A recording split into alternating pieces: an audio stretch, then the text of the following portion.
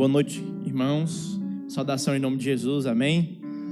Uma alegria estar com os irmãos para celebrar esse tempo, falar sobre missões e estudarmos a palavra de Deus. É uma alegria muito grande. Agradeço muito aos irmãos pelo convite, pela confiança de partilhar. Eu queria pensar com os irmãos nessas 2 noites, hoje e amanhã, sobre uma igreja missionária à luz do texto de Filipenses. Então, gostaria de convidar os irmãos para abrirem lá, Filipenses, permanecerem com o texto aberto, à medida que a gente vai trabalhando. Enquanto os irmãos vão abrindo, eu quero ajudar os irmãos a pensarem um pouquinho sobre a missão de Deus e como a igreja faz missões para participar daquilo que Deus está fazendo no mundo. O fato é que a missão, ela inicia com o próprio Deus. Ele cria o universo e, por assim dizer, ele estabelece o palco onde a missão vai acontecer. O palco que Deus estabelece em Gênesis capítulo 1, versículo 1, é o mundo inteiro. O mundo inteiro é o teatro em que a glória de Deus é revelada. Portanto, à medida que nós olhamos a Escritura e a narrativa bíblica desenrolando, nós vemos o próprio Deus agindo para revelar a sua própria glória. No entanto, em Gênesis capítulo 3, acontece um fato que acaba atrapalhando esse plano de Deus de revelar a sua glória. Deus, ele é o bem supremo. E como maior bem, como bem supremo, ele dá de si mesmo como a maior coisa e a melhor que ele pode fazer para o bem dos homens. Nós, como cristãos, não oramos ou não relacionamos-nos com Deus por conta de que Deus pode nos dar saúde, filhos e benesses de toda sorte. Nós nos relacionamos com Deus porque o nosso principal anseio é o próprio Deus. É Ele mesmo, a maior bênção. Ele é fonte de delícias perpétuas. O capítulo, então, 3 de Gênesis, ele coloca uma barreira no plano de Deus. Ele entra o pecado e então o homem é separado. E agora toda a iniciativa bíblica, ela é para restaurar a ordem criada. Portanto, a missão de Deus é essa iniciativa, é esse movimento, essa ação que Deus faz ao longo de toda a história para restaurar todas as coisas em torno daquele evento central, a cruz. Então é com base nisso que a igreja faz missões. É para participar do que Deus está fazendo no mundo que a igreja então participa, ela se alinha com o plano de Deus. Portanto, nós temos a missão e nós temos as missões. Aquilo que a igreja faz quando ela envia missionários para a África, quando ela envia evangelistas para o sertão, quando ela envia obreiros para toda sorte de lugar, ela está participando do plano de Deus em restaurar com Ele mesmo todas as coisas. É com base nisso, então, que nós percebemos que a principal agência promotora de missão na atual dispensação é a igreja. No Antigo Testamento, quem era o grande promotor da missão começa com Abraão e depois vai virar uma nação chamada Israel. Eles eram representantes de Deus. Eles eram responsáveis por explicar com a sua própria vida a bênção que é servir ao Deus vivo. Mas agora, em João capítulo 1, aquele fato mais esperado da nação de Israel, quando ele chegou, ele não foi atendido. Então, ele veio para os seus, mas os seus não receberam. Então agora a missão é expandida para os gentios, e é isso que nós fazemos. Atos capítulo 2, nós temos o início da igreja, e agora nós vemos como essa instituição, ela é a principal promotora de missões globais.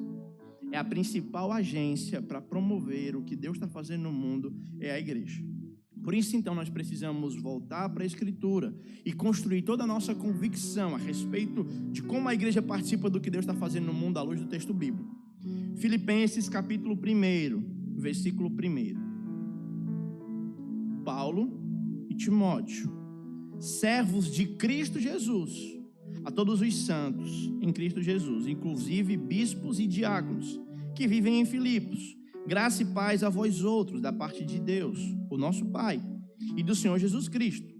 Dou graças ao meu Deus por tudo que me recordo de vós, fazendo sempre com alegria súplicas por todos vós em todas as minhas orações, por causa da vossa cooperação com o Evangelho.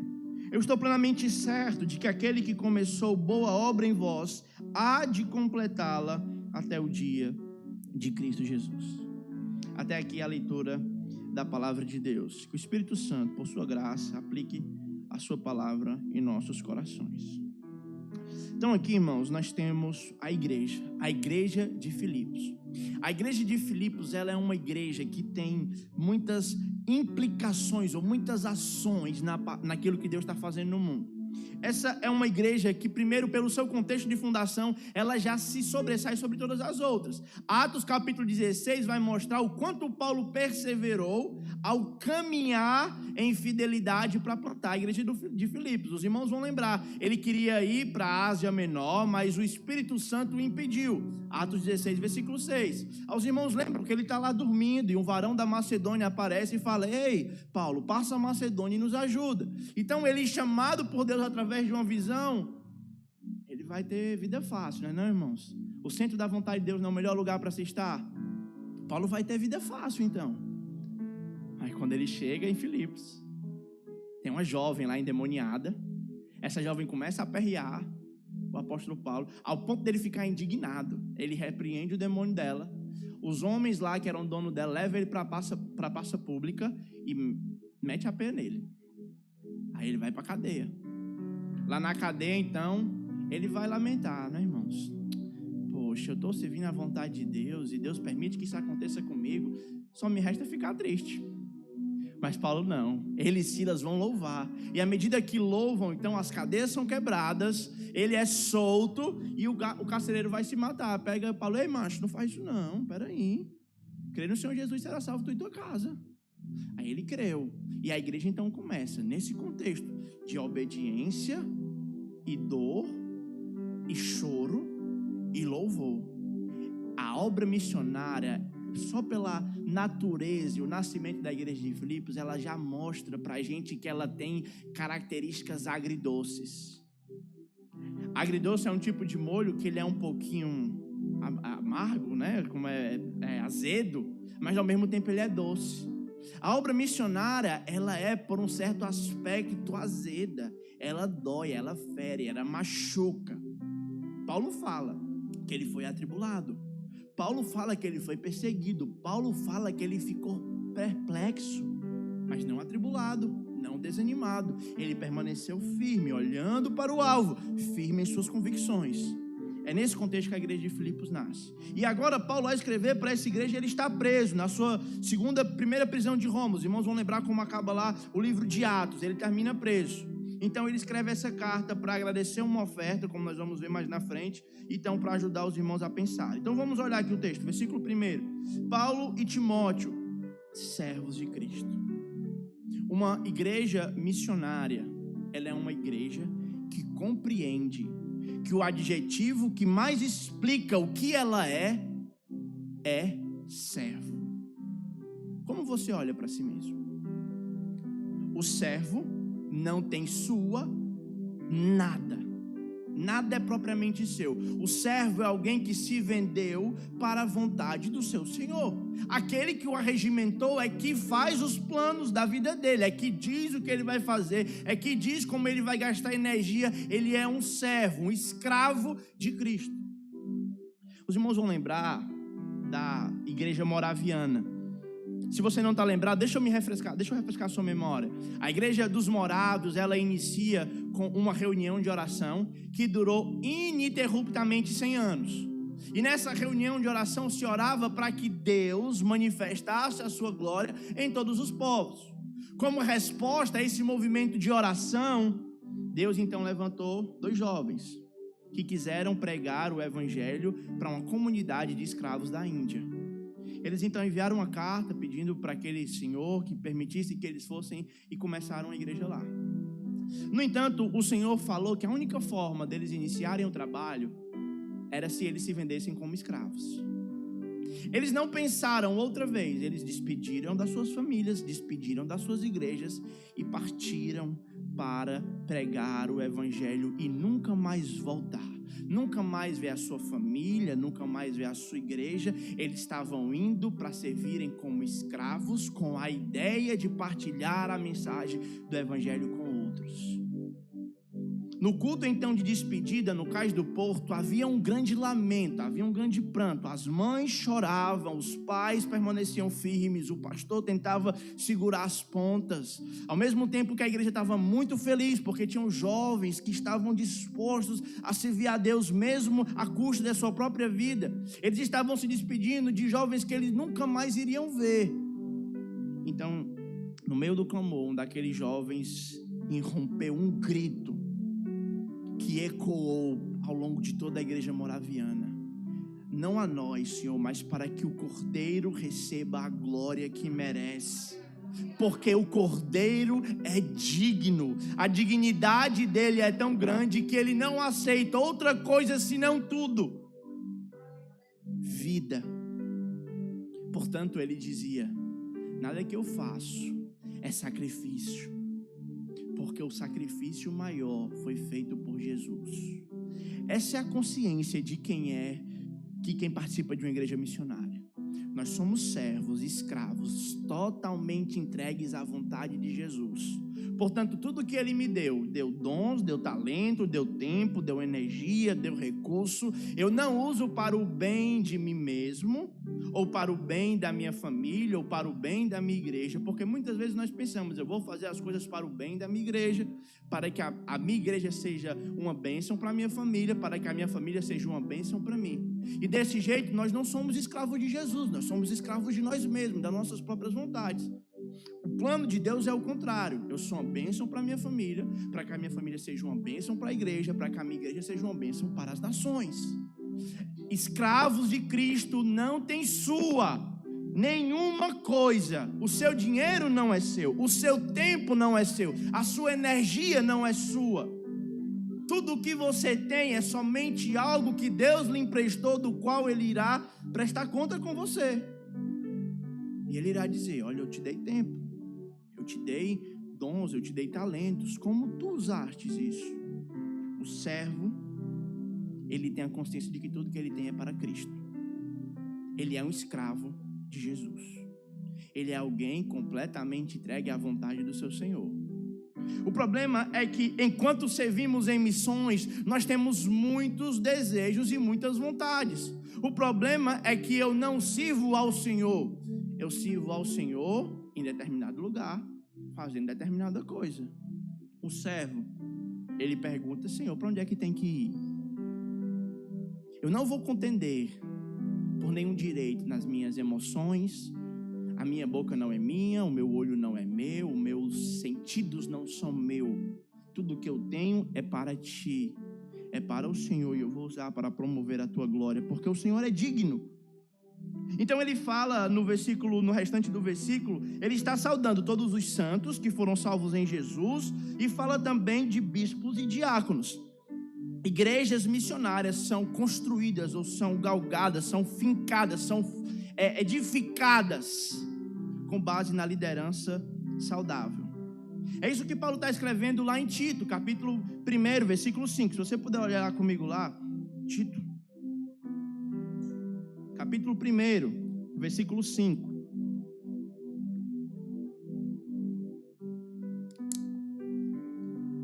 Diz assim: por esta causa eu te deixei em Creta, para que pusesse em ordem as coisas restantes, bem como em cada cidade constituístes presbíteros, conforme eu te prescrevi.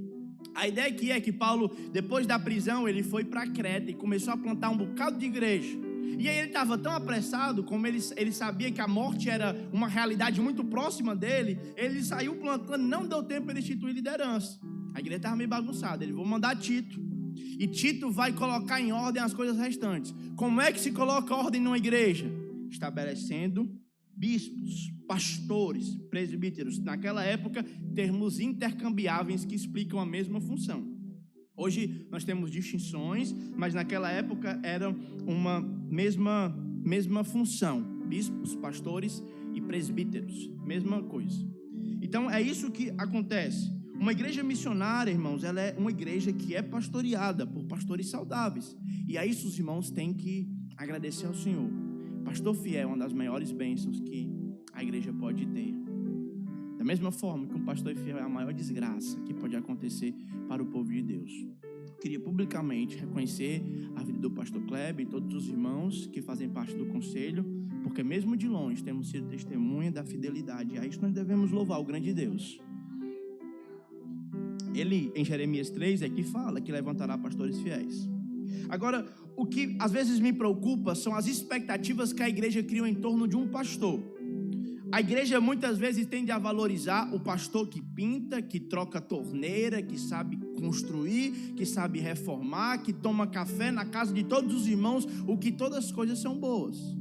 No entanto, me parece que na Escritura a principal função do pastor e a igreja missionária saudável é uma igreja que promove ao seu pastor condição dele se dedicar à oração e à palavra.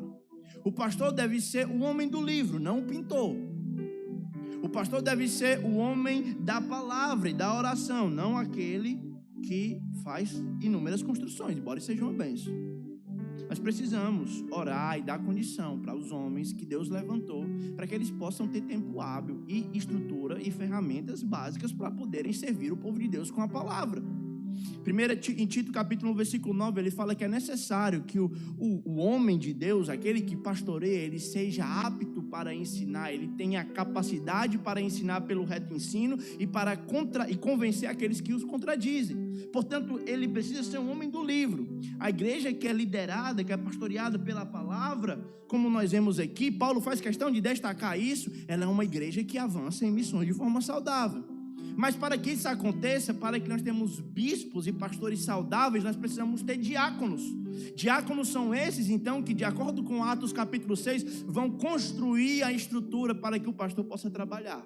Eles têm dons da administração, eles também evangelizam. Você vê lá Estevão, é um dos primeiros mártires. Você vê Filipe, que evangeliza para o eunuco, e depois lá em Azoto, em Atos capítulo 9, versículo 40, se eu não me engano, ou é 8.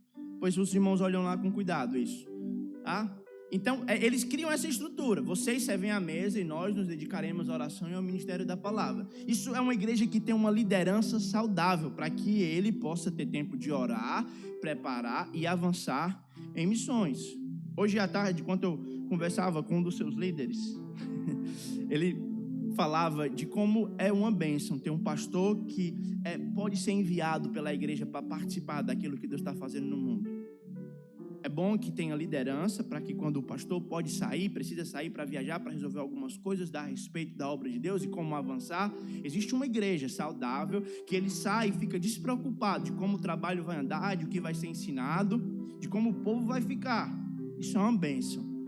E eu entendo que é isso que Paulo está ensinando aqui. Ele está estabelecendo uma categoria de hierarquização para que a igreja fique claro, quer ser saudável, quer avançar em missões, tenha escravos.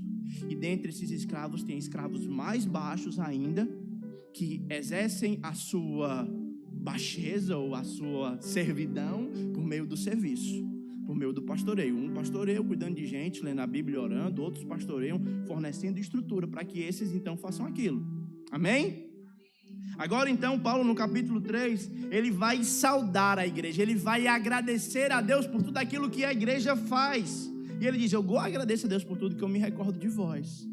Veja que em várias nuances de Paulo, você consegue perceber a emoção a escrever. Se você lê Gálatas, por exemplo, você vê um paradigma totalmente diferente.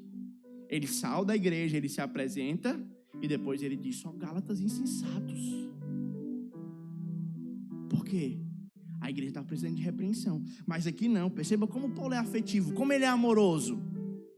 Eu dou graças a Deus porque me recordo de vós, eu recordo com alegria. Agora, qual era o motivo da alegria de Paulo para com a igreja? O motivo pode ser apresentado no versículo 5. Ele cria uma conexão entre o versículo 5 e o versículo 4. Eu agradeço, eu me alegro, eu louvo a Deus pela vida de vocês por causa de uma coisa. Versículo 5. Pela vossa cooperação no evangelho. Você quer alegrar o coração de um pastor e por assim alegrar o coração de Deus, coopere com o evangelho. Cooperar com o evangelho em Filipenses pode ser apresentado de inúmeras maneiras. Eu quero olhar com vocês algumas delas. Vamos olhar em Filipenses capítulo 2. Versículo 25. Como é que essa igreja cooperou com o evangelho? Filipenses capítulo 2, versículo 25, o apóstolo está falando a respeito de seus companheiros, Timóteo e Epafrodito. Então ele fala: eu julguei, todavia, necessário mandar até vós Epafrodito. Por um lado, ele é meu irmão e cooperador e companheiro de luta. Por outro lado, ele é vosso mensageiro e auxiliar nas minhas necessidades. Uma das formas que nós temos de cooperar com o avanço do evangelho é enviando pessoas, membros das nossas igrejas, para apoiar trabalhos missionários no campo. É isso que a igreja faz. Eu queria desafiar os irmãos a considerarem a possibilidade de, talvez, nas próximas férias, dedicarem as suas férias inteiras, talvez não viajarem para a praia ou os lugares que geralmente os irmãos costumam ir. Eu ia falar Guaramiranga, mas isso aí acho que é muito longe daqui, né? Lá no meu povo eles vão para esse, aí é esse que eu pego, aqui eu não sei. Então Maragogi, talvez, Porto de Galinha e essas coisas. Eu queria desafiar você, quem sabe, aí lá no Crato, talvez, ou em algum lugar que precisa, algum trabalho, considerar essa possibilidade. Veja que cooperar com o evangelho é muito mais palpável do que nós costumamos pensar. Talvez você não possa gastar um mês, mas você pode gastar um final de semana e se programar para que nos feriados que você tem disponibilidade, você ir com a sua família, deixar um pouco o seu emprego, ir lá no campo, passar a ajudar, evangelizar de casa em casa, servir. É o que a igreja faz, mandando um povo abençoado para cooperar com o trabalho de Paulo. O caso de Paulo era na cadeia. Então, quem sabe, talvez tenha algum missionário preso aí, porque agora vai pregar lá para os índios, né? Aí os irmãos podem cooperar lá com isso, amém? Deus levante homens para ser presos, amém? Inclusive entre nós, amém?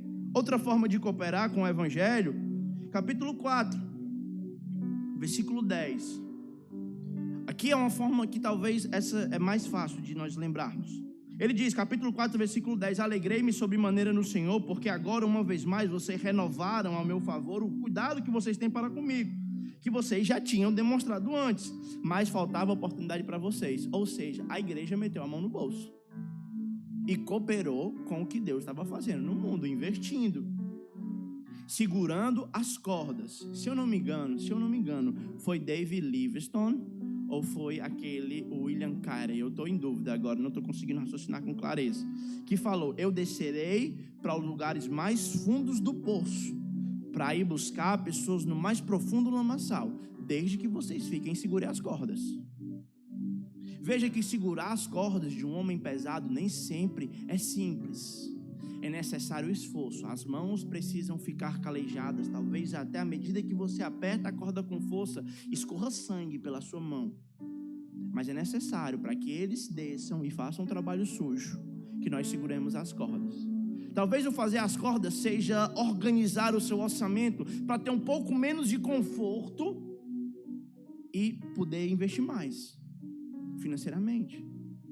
Talvez organizar seja você se juntar e cantina e vender coisas. Eu não sei, eu estou dando aqui pelo menos ideias, mas eu acho que os irmãos podem pensar isso com mais clareza do que eu. Não conheço os irmãos como eu gostaria, para ser mais preciso nas aplicações. Mas o ponto é que uma das formas de cooperar com o evangelho é isso. É participando financeiramente daqueles que vão. Isso pode ser fundamentado em João, na terceira epístola lá de João, capítulo 3. Vamos lá comigo? Um pouquinho antes de Judas. Terceira epístola de João, capítulo 3, versículo 5. Olha o que o apóstolo está falando. João, capítulo 3, versículo 5. Amados, vocês procederam fielmente naquilo que praticam para com os irmãos. E isto vocês fazem mesmo quando os irmãos são estrangeiros, os quais, perante a igreja, deram testemunho do teu amor.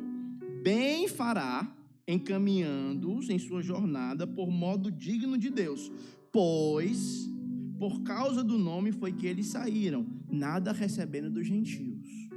Como é que se faz o bem? Se faz o bem encaminhando homens que por causa do nome deixaram os seus negócios de lado e passaram para cuidar dos negócios do reino. Esses homens não têm como cuidar dos negócios do reino e prover para suas famílias. Então, enquanto eles cuidam do negócio do reino, nós provemos para eles, para que eles possam prover para suas famílias. Esse é o plano de Deus. Foi assim no ministério de Jesus, Foi assim no ministério de Paulo, foi assim no ministério de Pedro. E é assim que a igreja tem caminhado pelos séculos dos séculos. Das duas, uma. Ou você vai e fica integral, ou você ajuda aqueles que devem ficar. Ele diz, versículo 8, portanto devemos acolher esses irmãos, e aí ele usa a palavra cooperador mais uma vez, para nos tornarmos o quê? Cooperadores da verdade.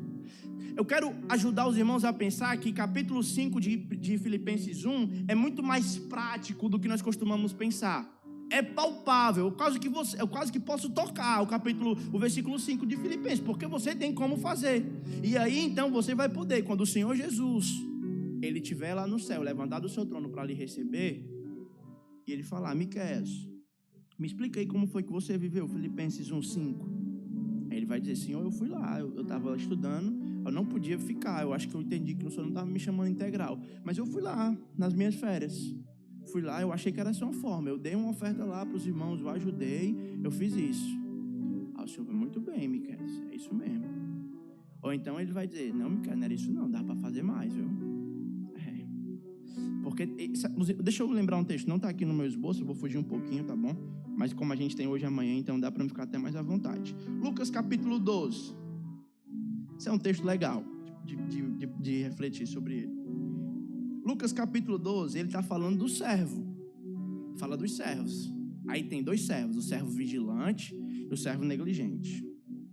Versículo 45, Lucas 12, 45. Vamos dar uma olhadinha lá. Ah, tem aí, né? Legal. Eu estava preocupado que eu não vi os irmãos folheando. Será que os irmãos... Mas graças a Deus, amém. Mas se aquele servo disser consigo mesmo, meu senhor tarda em vir, e passar a espancar os criados e a criados e a comer e beber e embriagar-se, e ao senhor daquele servo que não o espera, em boa hora, que não sabe, e castigá-lo-á, lançando-lhe a sorte com os infiéis. Aquele servo, porém, que conheceu a vontade do seu senhor e não se aprontou, nem fez segundo a sua vontade, ele será punido com o quê? Muitos açoites. Muitos. Versículo 48 ele diz, aquele porém que não soube a vontade do seu senhor e fez coisas dignas de reprovação, ele levará poucos açoites. Então hoje, se os irmãos estavam naquela categoria de poucos açoites, vocês estão acabando de ser promovidos para o versículo 47. Se não sabiam como cooperar com o evangelho, agora sabem. Então, vigia aí, tá bom, irmão? Amém? É um propósito que eu tenho. Depois que eu vi que eu estou na categoria de muito, aí eu não posso ficar muito sozinho. Eu vou partilhar com o mais pessoas possível para que a gente faça junto. Amém? Para a gente não ir lá, tá bom? Então é o versículo... Aí ele fala, e depois então ele inicia a falar de como Paulo olha com esperança para a igreja. Veja, nós não podemos, irmãos, nós precisamos aprender a olhar para as coisas do mundo como Deus olha. Isso é algo que me incomoda na igreja brasileira. A igreja brasileira, por exemplo, olha para a África e vê os irmãos em cultos africanos, com as suas estruturas que são tanto quanto simples, e acabam ficando com pena. Olham para aquelas de madeira, de barro, e dizem, oh meu Deus, tadinho deles. Meu Deus, é tanto sofrimento, né? Mas a gente olha para a Europa e vê aquela pompa, e vê o estilo de vida europeu, e diz, rapaz, esse é um país bom para se morar. A gente não olha com o olho de Deus. Maior alegria não tenho que os meus filhos andem na verdade. Se os africanos andam na verdade, pouco importa a estrutura que eles têm. Contudo, a tristeza do coração do Senhor, aqueles que são rebeldes ao seu nome. Uma outra forma que nós não olhamos como Deus olha é para a igreja. Nós falamos mal da igreja. Nós não amamos a igreja. Nós não servimos a igreja. Mas Atos capítulo 20 foi por ela que Jesus morreu. Pela igreja. Efésios capítulo 5, ele está trabalhando para deixar a igreja santa, irrepreensível e imaculada. Jesus ama a igreja. Portanto, cuidado quando você vai falar mal da igreja. Com isso, eu não estou dizendo que a igreja não tem gente ruim. Amém? A igreja é feita por gente ruim. Os irmãos são ruins, eu sou ruim. Amém? Romanos capítulo 3, versículo 23. Todos pecaram e todos carecem da glória de Deus. Romanos 3,10. Não há um justo, nenhum sequer. Todos pecaram, a uma se fizeram inúteis, todos se extraviaram.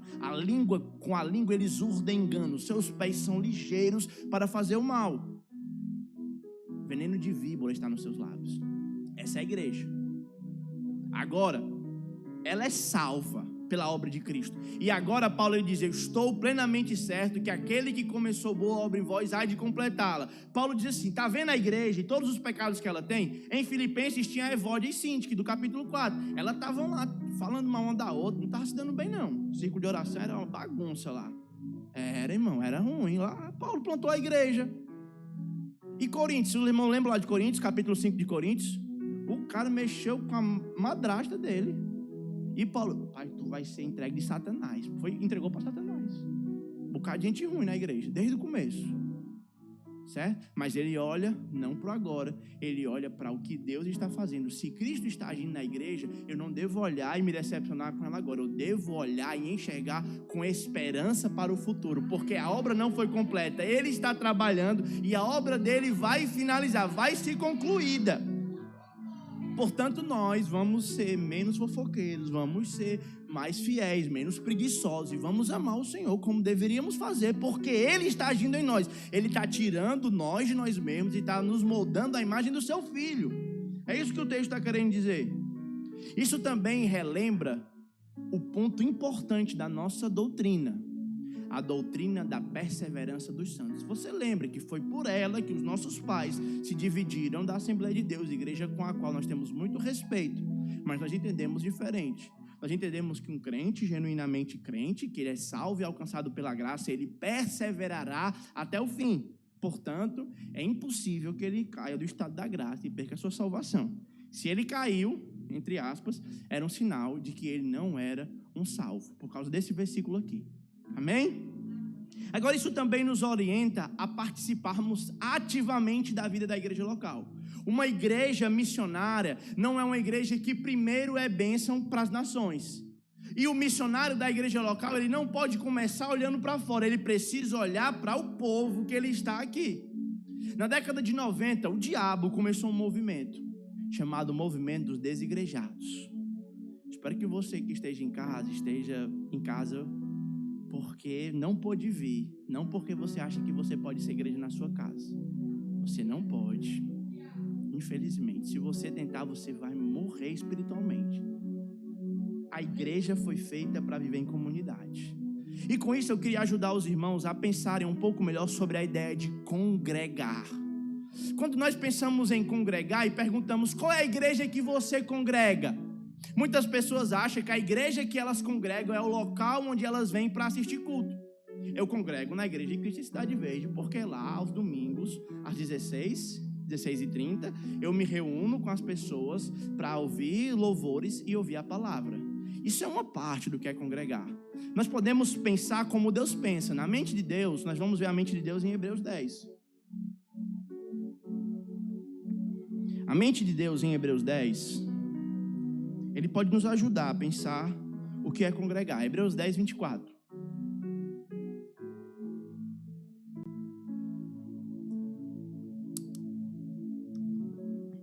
Hebreus 10, 24, ele diz assim: consideremos uns aos outros para nos incentivarmos ao amor e às boas obras. Versículo 25. Não deixemos de nos reunir, ou em outras versões, congregar-nos, como é costume de alguns, mas procuremos encorajar uns aos outros, ainda mais quando vocês veem que o dia se aproxima. O legal aqui que vai dar para mim fazer, deixar aí que eu vou ali mostrar o negócio. Você que está em casa, não vê e acho que não vai dar para ver, né? Aí, é uma razão para você vir amanhã. Pois bem, ele fala, não deixemos de congregar. O que é que nós iríamos pensar? Antes aqui, ó. Conjunção adversativa, apresenta uma ideia de contraste. É aula de português? É não, mas ajuda. Amém? Ajuda. Então ele está fazendo um contraste. Não deixem de congregar, mas vem ao culto. Se fosse nós, ia dizer, como é que você faz para não deixar de congregar? Vir ao culto. Mas a mente de Deus pensa diferente. O lugar que você congrega não é o lugar que você assiste culto. O lugar que você congrega é o lugar que você admoesta os seus irmãos. Portanto, se você chega um pouquinho mais tarde, depois que o louvor começa, e sai um pouquinho mais cedo, você não está congregando. Se na sua semana você não encontra espaço para ligar para os irmãos, para orar para os irmãos e para receber os irmãos e para encorajá-los ao amor e às boas obras, você não está congregando. Só se congrega quem gasta tempo com o povo de Deus. Dizia-se antigamente que pastor tem que ter cheiro de ovelha, mas ovelha também tem que ter cheiro de ovelha. Isso não vai acontecer de forma aleatória. Não vai simplesmente você acordar de um dia e vou dizer, meu Deus, agora eu vou receber os irmãos em casa. Isso precisa ser intencional. Você precisa parar, se planejar e querer. E outra coisa, você precisa se permitir também. Eu brinco com o conselheiro da igreja que eu estou para votar uma verba de diarista. Eu ligo para os irmãos, eu quero ir fazer uma visita, eu quero pastorear o seu coração. Não, pastor, não pode não, que eu vou fazer faxina, minha casa está suja. Aí eu disse para os irmãos, eu vou pedir uma verba para votar diarista, a casa está suja, depois a igreja vai pagar uma faxina para eu poder visitar os irmãos, para ver se eu consigo pastorear vocês. Não, irmãos, a gente precisa se permitir trazer a igreja para a nossa vida, fazer com que os irmãos participem. Nós muitas vezes departamentamos a igreja. É necessário que as irmãs mais velhas sejam fiéis e sirvam ao Senhor com capacidade para instruir as mais novas. Os homens mais velhos pregar aos mais novos e dizer como é que caminha na fé. Dizer, rapaz, isso aí precisa, não é assim não. E um ao outro, jovem também puxando os mais velhos, animando, encorajando. E a igreja vivendo em comunidade. É assim que o evangelho avança. Missões se faz a partir da igreja local. Portanto, você precisa tomar uma decisão. Você é membro dessa igreja? Ou você é só um visitante? Você se congrega nesse lugar? Qual foi a última vez que você ligou e orou para os irmãos? Você tem a lista de membros aí, pede a lista de membros para o pastor, para o secretário e ora. No atacado, como é? Varejo, né? Que vende no individual, é varejo, né? Às vezes a gente ora no atacado. Senhor, eu oro pelo teu povo. Aí, irmão, Senhor, eu oro pelo presbítero Esdras. Essa semana parece que ele está tendo uma luta nesse sentido aí, que eu vou orar para que o Senhor abençoe ele. Aí você, rapaz, tem um versículo tal que pode ajudar o presbítero Esdras nessa luta. O presbítero estava orando e Deus lembrou esse versículo aqui. Olha aí, você ajuda esse versículo? Vixe, ajuda, é bênção. Aí um ligando para o outro, rapaz, como é que você está? Tudo bem? E participando da vida do outro. Não, mas a gente não paga um profissional para fazer isso, não é o pastor? Eu já pago para mim ficar livre. Terceirizei o meu serviço. Não, irmãos. Sacerdócio universal de todos os crentes. 1 de Pedro, capítulo 2, versículo 9. Somos geração eleita, sacerdócio real, povo de propriedade exclusiva de Deus, a fim de proclamar suas maravilhas. É todos fazendo a obra, todos com a mão na massa. Não dá, irmão, desse jeito. Para fazer missões tem que ser desse jeito. Olha só o coração de Paulo quando a igreja faz isso. Versículo 7, ele diz, é justo que eu pense assim de vocês. Porque vocês participam, bota a mão na massa, não fica só sentado. Todo mundo pastoreia todo mundo, discipula todo mundo, ajuda todo mundo, empurra todo mundo. Vai caminhando. Porque tanto na minha algema, como na minha defesa e confirmação do evangelho, vocês participaram da graça comigo. Deus tem dado graça para você, amém? Amém? Agora eu pergunto, você tem partilhado dessa graça que você recebeu com os outros? Eu ligo para os irmãos da igreja e disse assim, ei pai, o que foi que Deus falou contigo aí hoje? Eu queria ouvir uma palavra de Deus. O que foi? Qual o versículo aí que Deus tu leu hoje? Não li não. Aí eu disse, rapaz, tu quer trair tua mulher? Que é isso, pastor? Quer ser preso? Eu não vou visitar ninguém na cadeia não, viu? Vou não. E que é isso, pastor? O homem sem Jesus é desse jeito. Você acha que você vai se desviar da noite pro dia? Você vai se desviar a partir do momento em que você não deixa a igreja entrar na sua vida. Rapaz, pastor, eu quero vir aqui para a igreja, mas eu não quero crente se metendo na minha vida. Você não vai congregar. Você não vai ver o plano de Deus. É necessário nós nos metermos um na vida dos outros. Se virem com essa verdade. É o que o texto está dizendo, irmãos. Não é verdade? E eu espero que no dia que eu fui grosseiro com a minha esposa, chegue um... Ei, macho. Ei, não é assim que trata a mulher, não. 1 de Pedro, capítulo 3, versículo 7. Maridos, atentei às vossas mulheres e tratai como vaso mais frágil. Não é assim, não. Aí ele meteu na minha vida. Quem é você para falar com o ungido do Senhor? É isso? Não pode. É um ajudando o outro.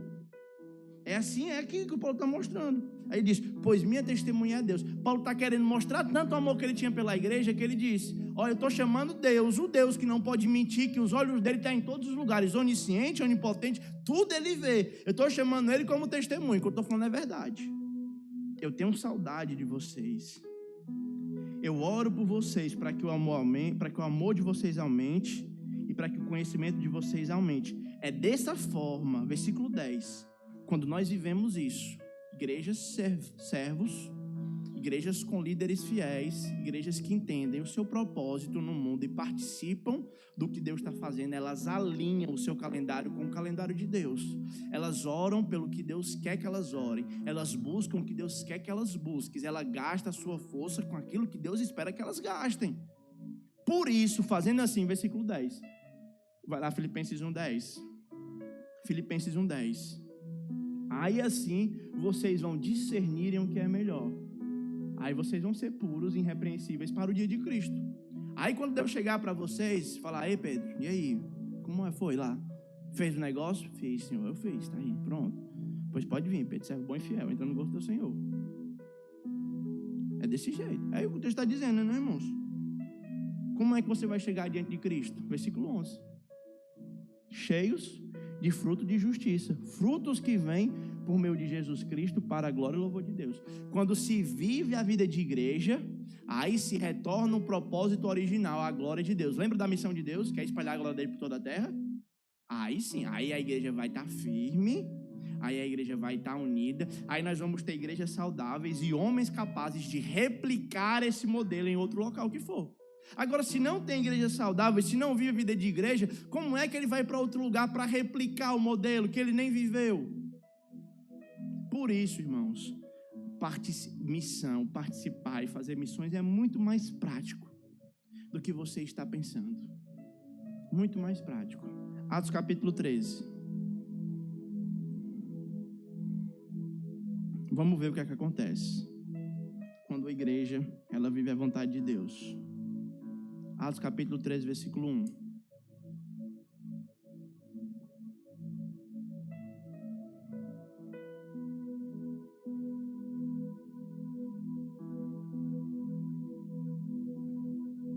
Atos 13.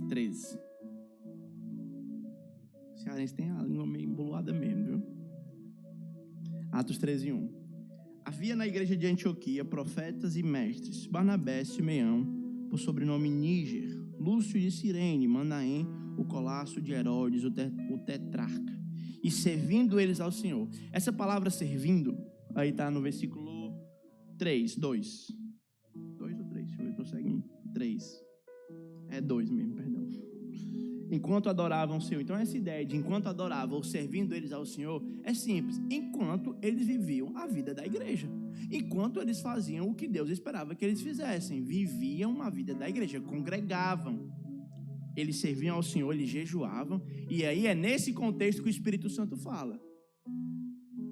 O que é que ele falou, o Espírito Santo? Separai-me agora, Paulo e Barnabé, para a obra que tenho chamado. Então, eles jejuando e orando, impondo sobre eles a mão, os despediram. Versículo 4. Enviados, pois, pelo Espírito, eles desceram para Seleucia e dali navegaram para Chipre.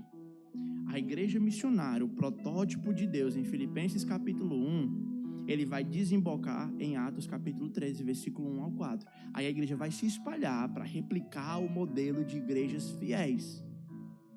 Veja, irmãos, dá para fazer. Não é uma realidade tão distante, basta você querer. Submeta-se ao senhorio de Cristo, submeta-se ao plano de Deus. Isso vai ser benefício para você e para as nações. Cada crente engajado em uma igreja local é um presente que Deus dá para os povos, para as nações. Porque Cristo, irmãos, ele merece. Eu vou finalizar com os irmãos, lembrando o texto que eu preguei no ano passado para os irmãos. Nem eu lembro, quanto mais os irmãos, né? Isaías 49, versículo 6.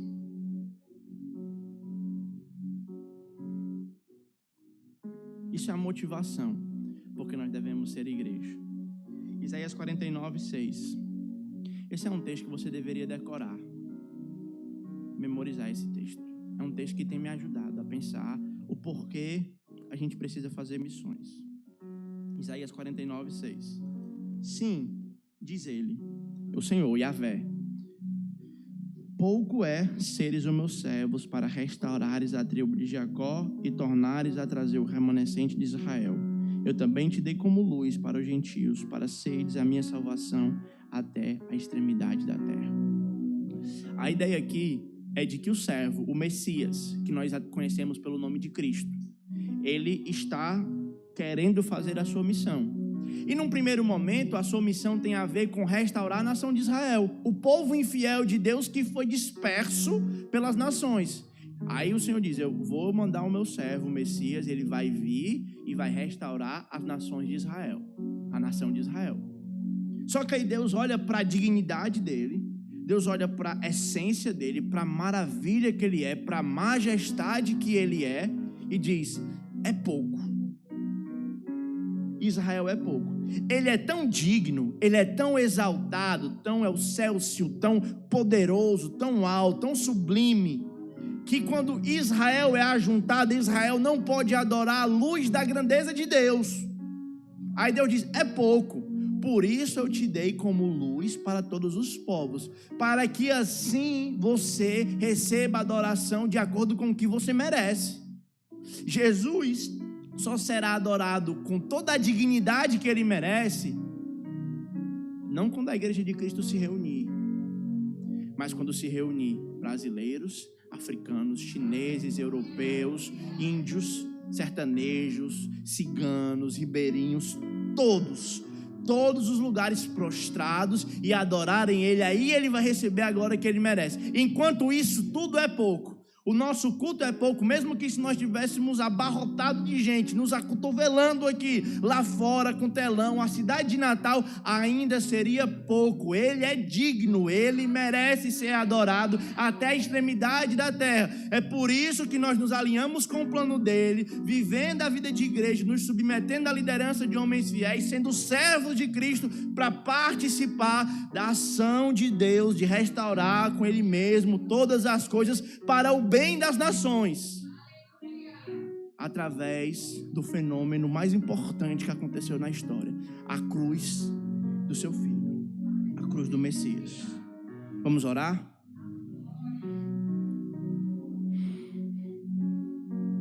Senhor, eis-nos aqui, Senhor, diante de Ti uma vez mais, reconhecida a graça que o Senhor tem nos dado de fazer parte da igreja, reconhecendo que estamos engajados na maior agência missionária de todos os tempos.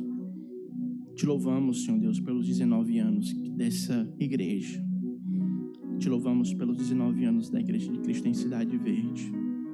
Pedimos por mais 19 e mais 19, enquanto os irmãos permanecerem alinhados com o Teu propósito, sendo uma bênção para esse bairro, para essa cidade, para esse estado, para esse país e para as nações, Senhor.